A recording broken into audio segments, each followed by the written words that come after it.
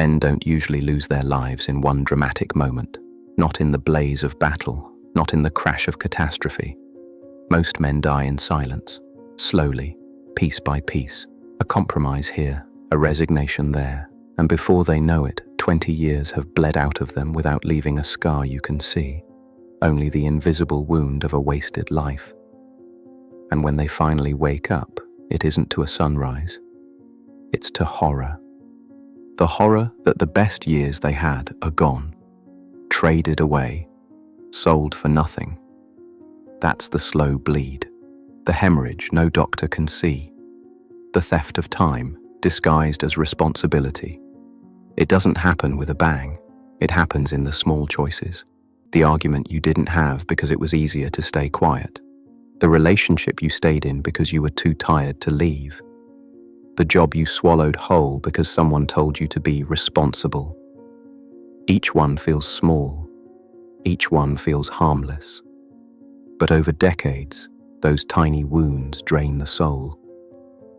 Until one day, a man realizes he is already dead, not in body, but in spirit. That's the tragedy of modern man.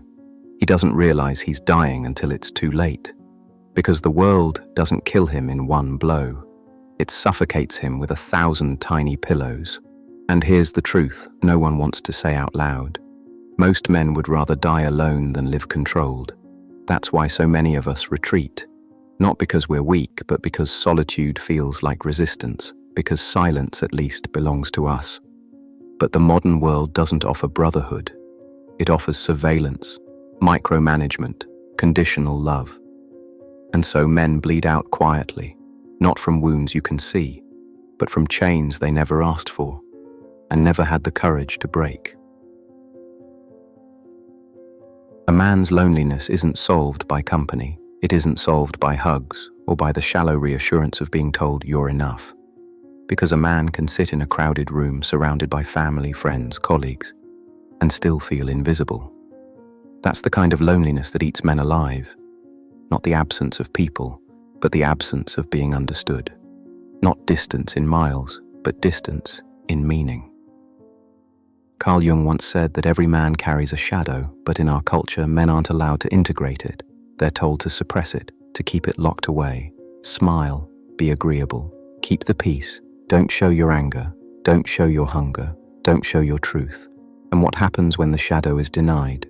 The mask grows thicker, the mask of the good worker, the mask of the obedient husband, the mask of the man who never complains. But under the mask, the soul decays. Each day of compliance takes a piece of him, and soon he forgets where the mask ends and his real face begins. Dostoevsky understood this better than most. He didn't write men as heroes. He wrote them as broken mirrors, reflecting both their guilt and their longing. In Notes from Underground, he described a man who despised himself for submitting to society, yet despised society for demanding his submission. That is every modern man, going to work, paying his bills, nodding along to conversations that bore him to death, smiling politely while his insides rot. On the surface, stability. Underneath, resentment, suffocation, decay. Until one day, the silence becomes unbearable, and the mask cracks. That's why men explode. That's why the so-called midlife crisis happens. Not because of cars, not because of hair dye, but because decades of silence finally rip apart, and the man beneath the mask claws his way out. Dostoevsky's Notes from Underground isn't just a novel, it's a mirror. A man trapped between two hatreds, hating society for demanding his submission and hating himself for giving it.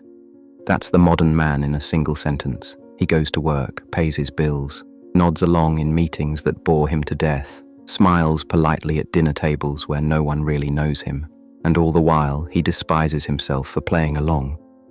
Outwardly he looks stable, respectable. Inside, he is underground, resentful, suffocating, too afraid to rebel, too angry to comply. So he rots in silence, until one day the silence cracks. And when it cracks, it isn't graceful, it isn't thoughtful, it's violent. That's the truth of the so-called midlife crisis. It isn't about cars. It isn't about chasing youth. It's about the unbearable tension of decades of silence finally ripping apart. A man doesn't wake up at 40 desperate for a convertible. He wakes up desperate to feel alive, to breathe without a mask, to live without the suffocating weight of expectations that were never his in the first place. The midlife crisis is not indulgence. It's rebellion. A rebellion against a lifetime of obedience. And the cruel irony is this: society calls it selfish, childish, pathetic. But what it really is the first honest scream of a man who has been buried alive. Solzhenitsyn described the gulag as more than a prison. It was a war against the human soul, not just the body in chains, but the spirit crushed under routine, fear, and surveillance. Modern men don't live in camps of barbed wire, but they live in cages all the same. Not cages of steel, but cages of debt, of bureaucracy, of endless routines disguised as responsibility. The modern gulag doesn't look like guards with rifles. It looks like a clock on the wall, a mortgage, an inbox that never empties, the constant eyes of peers and family expectations. And in this prison, every desire of his own is contraband: his art, his hunger, his solitude, his wildness, all of it treated as rebellion against the machine.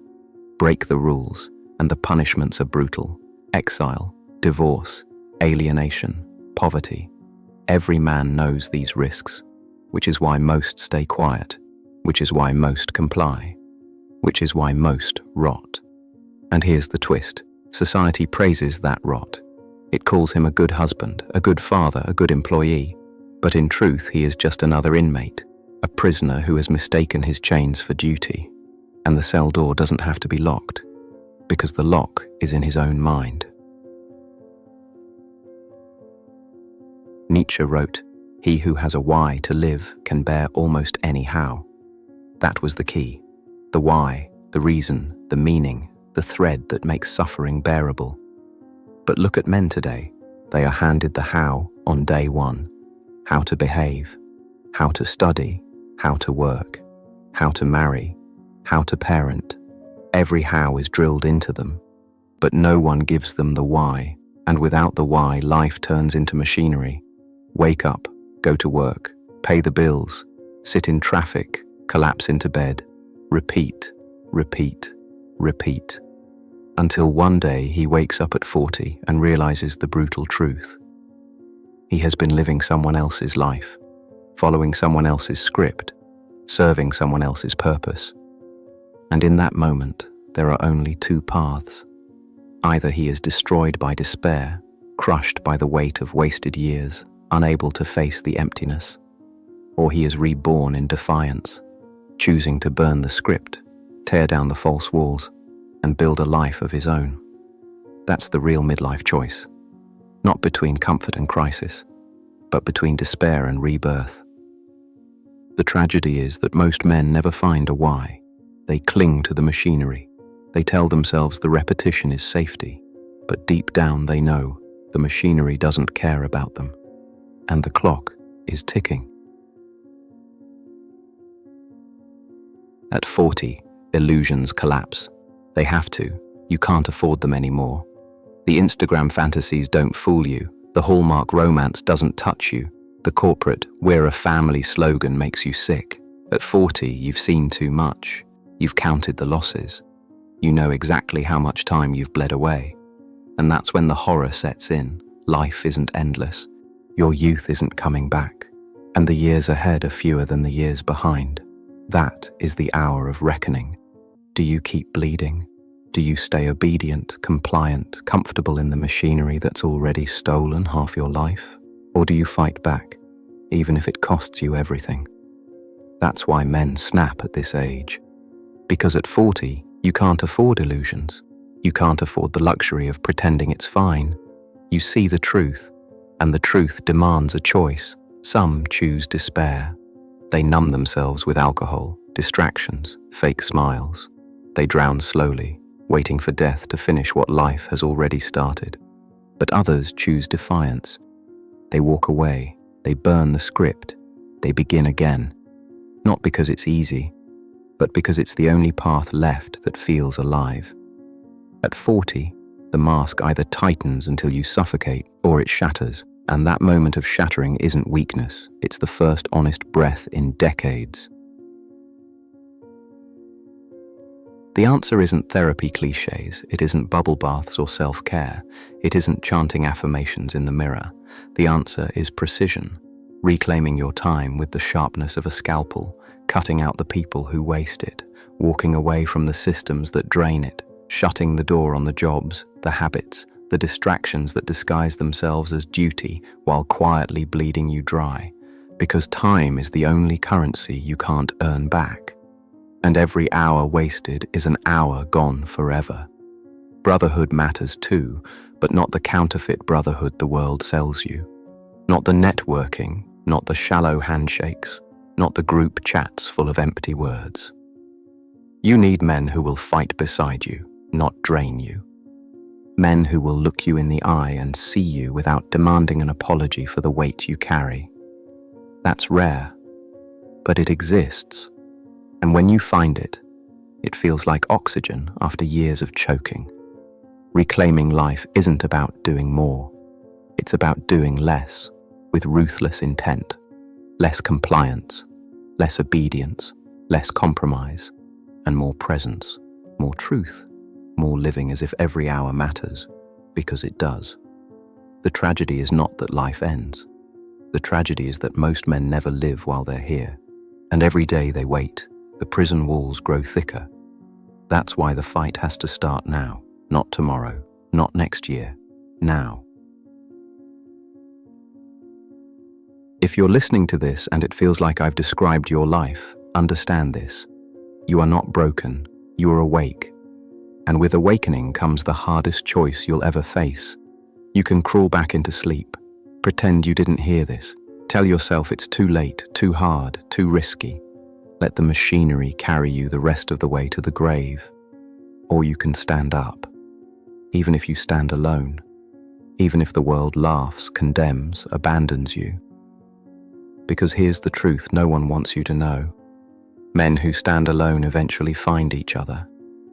The world doesn't want that brotherhood to exist, because it cannot control it. But once it forms, everything changes. So the choice is brutal but simple. Either you stay asleep until death, or you wake up and live while you still have time. The only thing worse than waking up at 40 is never waking up at all, and the clock is still ticking.